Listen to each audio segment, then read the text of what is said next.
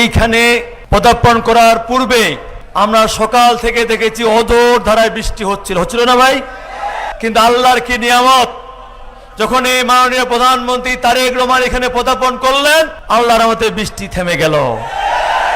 এটাই হচ্ছে জিয়াউর রহমানের সন্তান, খালেদা জিয়ার সন্তান, আল্লাহর নিয়ামত।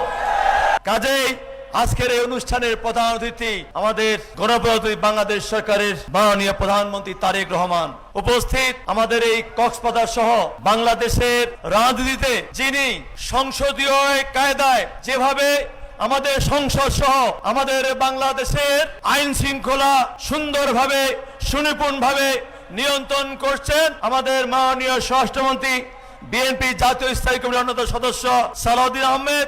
আমরা পানি সম্পদ মন্ত্রণালয়, আমরা এখানে পানি এইখানে যেন এই নদীর প্রবাহ, এই খালের প্রবাহ যেন থাকে, এবং এইখানে যেন শুকনো মৌসুমে এইখানে যেন আপনার সেচ দিয়ে ওই যে 8,000 কৃষককে সরাসরি এবং 40,000 বেশি মানুষ যেন এইখানে সুবিধা পায়, তার জন্য রেগুলেটর এইখানে এই খালের মধ্যে নির্মাণ করব, এই কথা আমাদের পানি সম্পদ মন্ত্রণালয় আপনাদের বলে যাচ্ছি।